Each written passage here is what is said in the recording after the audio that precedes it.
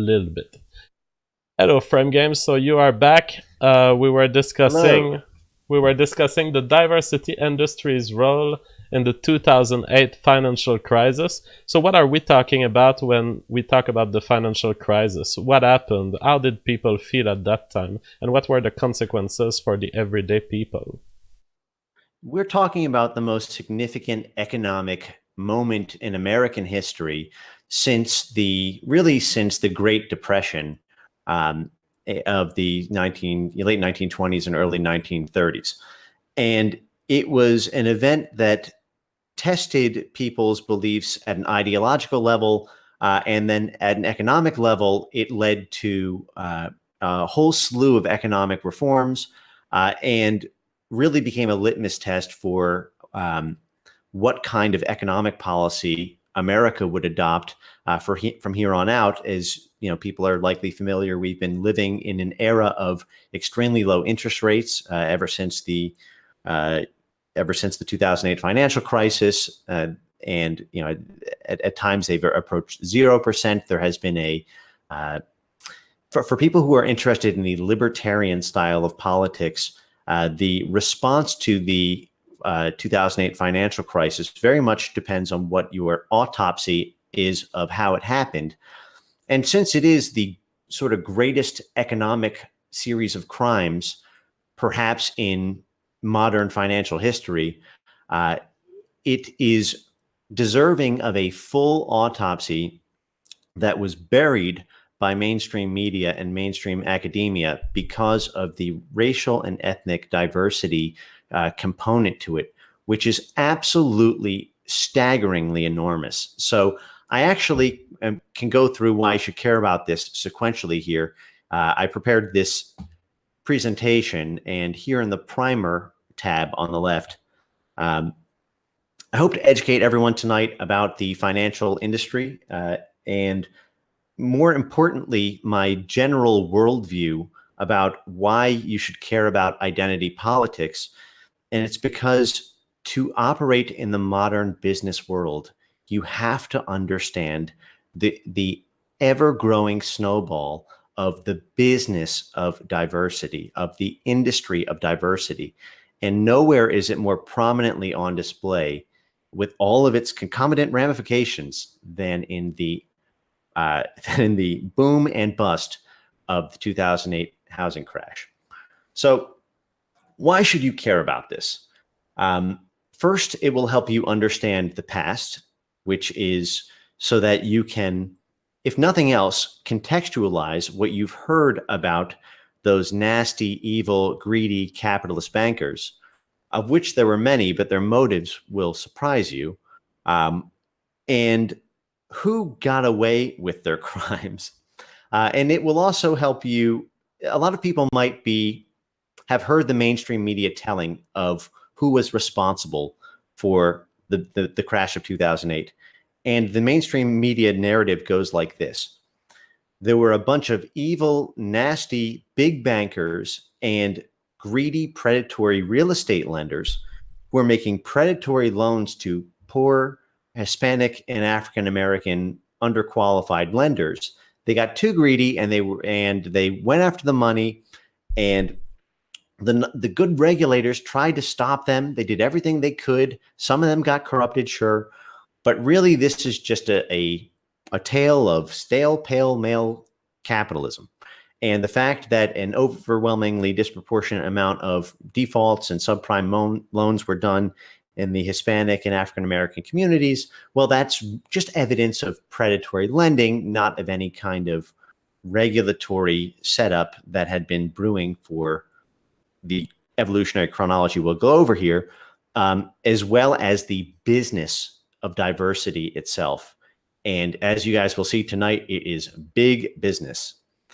So if you pop into the Start Here tab, I want to begin the presentation by putting things in perspective for those who aren't in finance. A lot of people, are maybe in like the manosphere or video game sort of realm, and my background in business law, put me sort of front and center in a lot of these types of transactions. And I just want to make sure people have the sense of perspective about the kinds of numbers we're talking about. So if you go to the start here, and then there's a link that I have there from the World Atlas that you can pull up if you want. And it's actually a nice way to situate people. It has a visualization of all of the money in the world.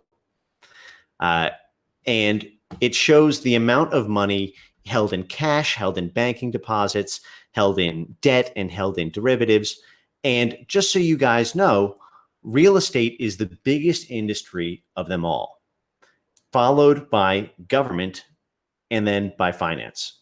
And this is the story of the three biggest industries and how diversity and racial identity politics have completely warped them.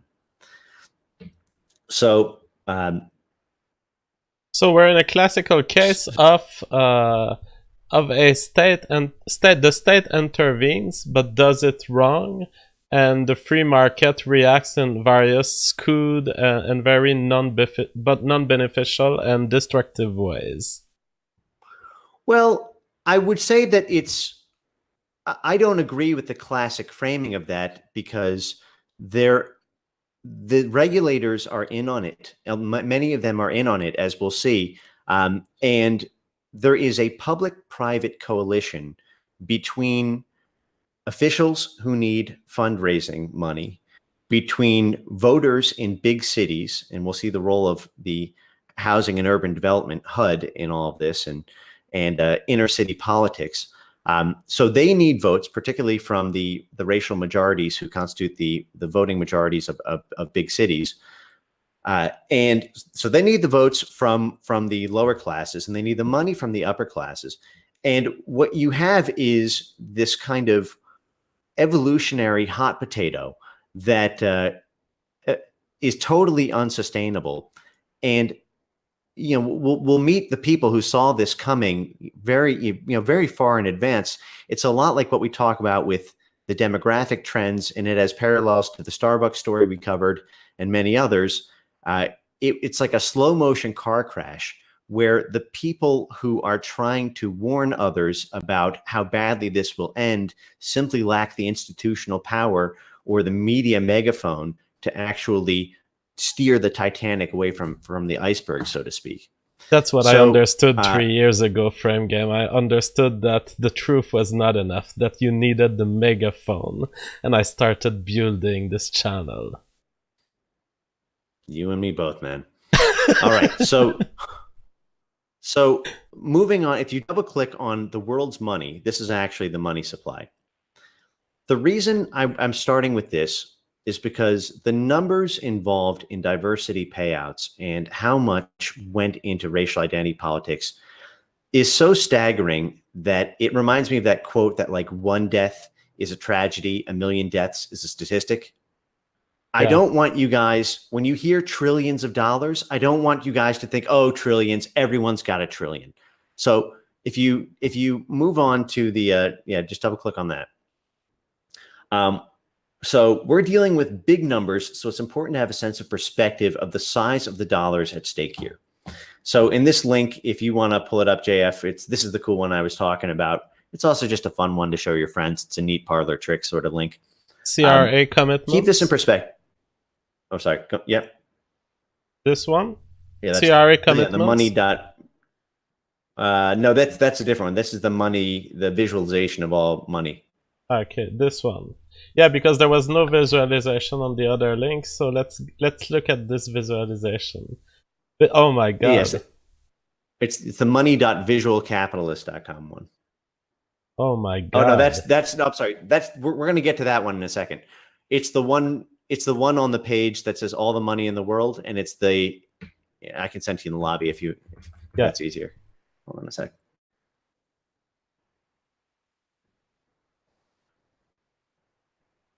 Well, I'm on the page all of the money in the world, and I click on money, the visual capitalist. All right. Yeah. Yep. So this is the one. Oh so my this God. represents in blocks every industry, the amount of money, and you can see what we're talking about here, which is that there is only $1.5 trillion in physical money circulating in the entire US, and only $5 trillion in dollars equivalent worldwide. So there's only $5 trillion in like physical money worldwide. And there's only $80 trillion, including all physical money plus all bank account balances of every citizen. Okay, that is like, liquid net worth. Okay, so there's only $80 trillion in the world if you take out debt and derivatives. So, with that in mind, if you go to the next one here,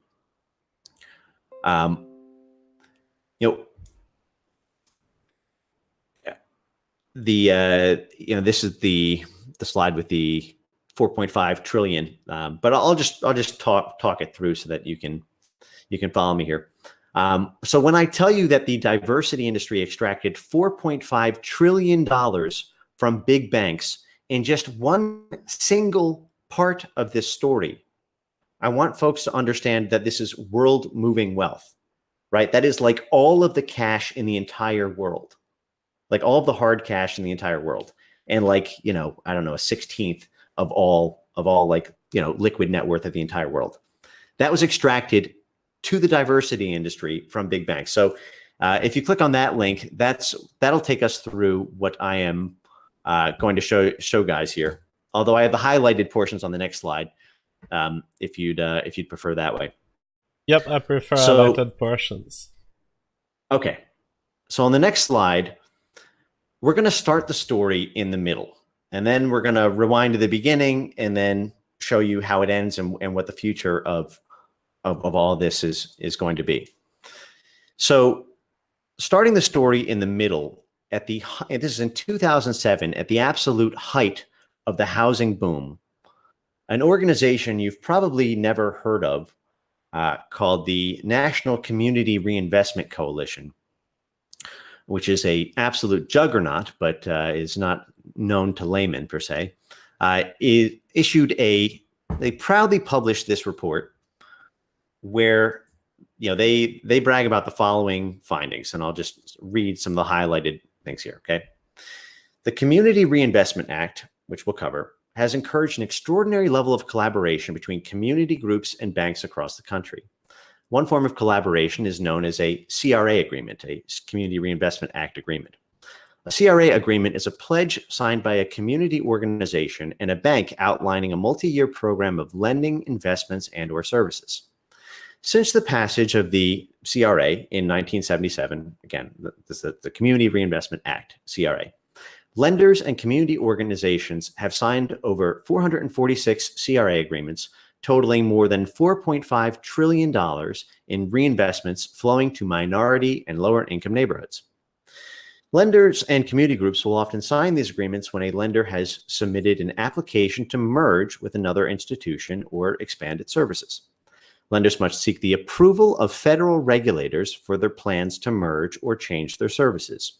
There are 4 federal institution regulatory agencies. I'll cover them briefly later. And they record and assess the bank performance. All of this will make sense to you very shortly here.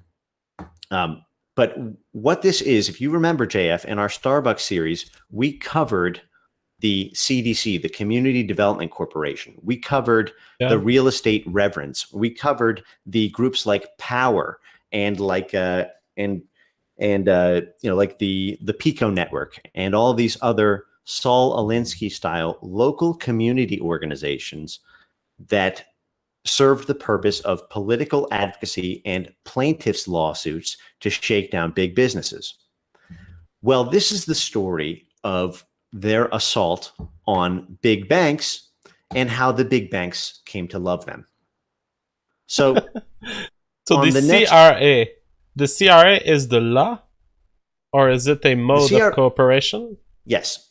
Yes, we'll cover it in detail soon. But I want folks to get a sense of what's at stake first. The CRA was a law passed in 1977 that had no bark until 1995, when it grew fangs of enormous proportion and set in motion many of the events that we're going to see. But there's a lot of other stuff besides just the CRA that we're going to cover. This is just one piece of it. 4.5 trillion for this one piece alone.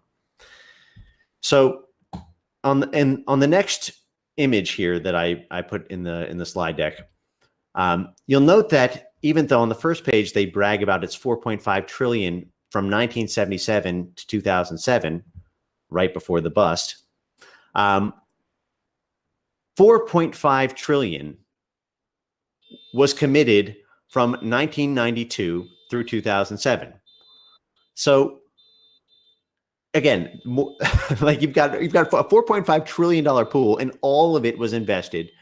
You had this law that was sitting dormant for 15 years, and then Clinton comes to office, and we'll show what he did there.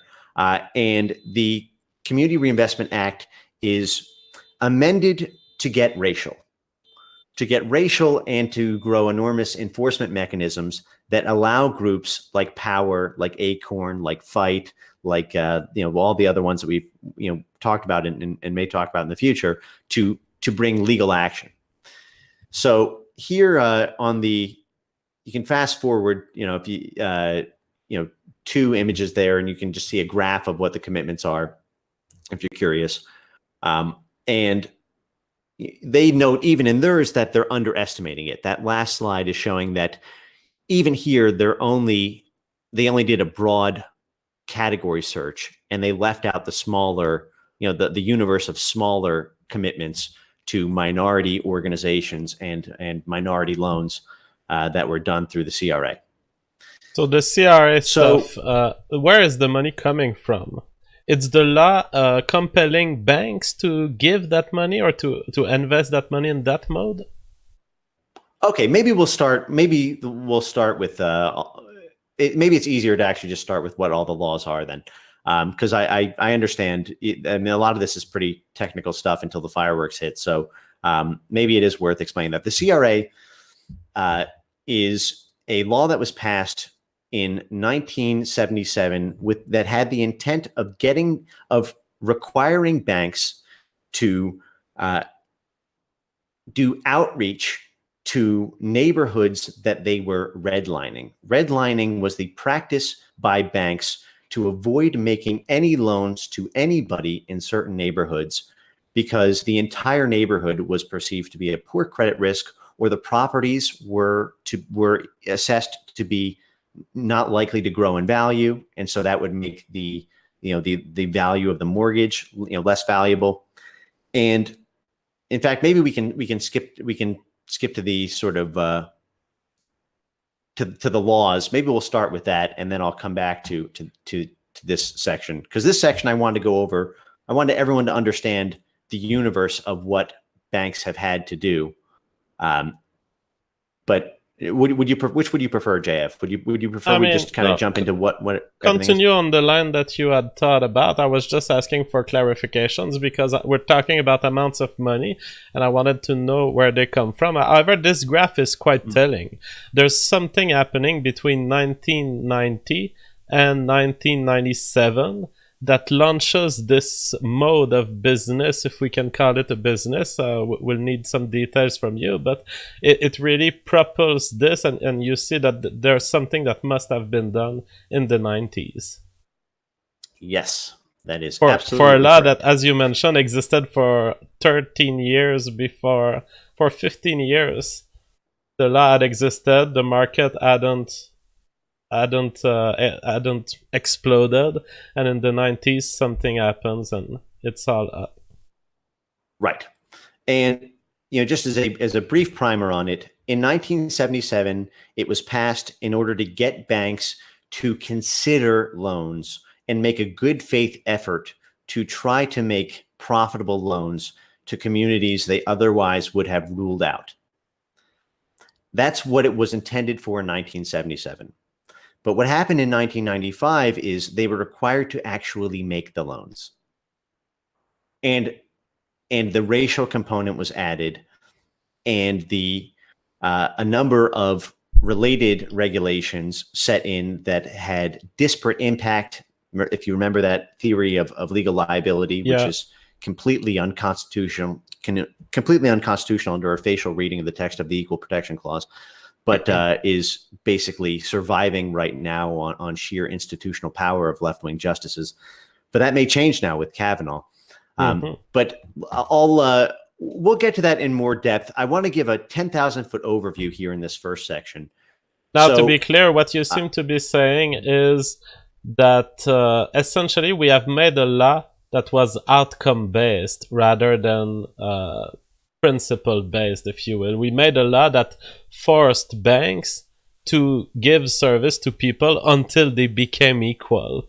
And the world is not equal. And so we've put the burden of equality on a private agent through law.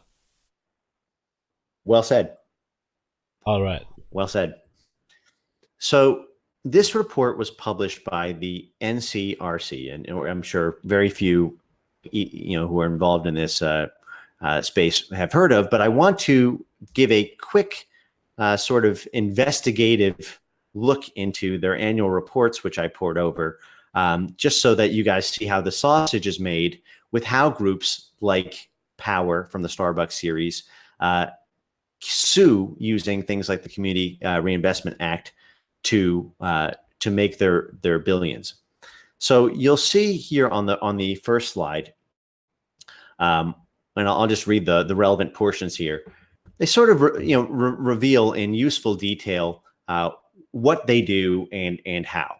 So the NCRC, again, that's the National Community Reinvestment Coalition. And if you remember the Starbucks series, that third episode, was to be named Community Investment Scams. This is all the same concept that Starbucks fell into with paying off the diversity industry. It's all couched as community investment. That's how they shovel in the racial identity politics and all the politician payoffs. But so the NCRC was founded in 1990 to advocate for fair access to capital, credit, and housing. Well, that sounds nice. The Community Reinvestment Act, that law we talked about, and the Fair Housing Act, one we'll talk about in the next section, and other fair lending laws set the stage for our work. Our members include community reinvestment organizations, community development corporations, like the ones we talked about in the Starbucks, faith-based organizations, if you remember the role of the churches, and minority and women-owned businesses, which we covered in pretty extensive detail. Now, that all sounds, warm and squishy. But dig a little bit deeper. So here is from their annual report on their membership and policy. And of course, because this is sort of a shareholder report to encourage more investment into them, they brag about what they've accomplished. Every time you go to these documents, every time you go to these and you catch them bragging about some stuff that's juicy. Well, it's monologuing. Remember, with from The Incredibles, like the villain always monologues. They're always monologuing somewhere because half the joy is in showing how big your dick is that you got away with it, and how you're so much smarter than everybody. Absolutely. I should say I have a weird theory on Jewish masculinity that I feel subject to, which is like we don't necessarily compete on the same wavelengths of glory by physical combat or whatever. But like the tendency to monologue is extremely. I hope let me know if I'm running into any I'm saying this with love about people. Here, so you are a Jewish person, and you are talking to us about what you perceive is an element of your culture. Yeah. So there's a communal almost. Tell us how you did it. It's almost like the magic trick. Like how did you do that? And there's always, that cathartic moment of validation, explodes in that monologuing sequence where, it's almost like that James Bond, villain who, takes too long and should have finished the guy off, and instead publishes everything in their annual report.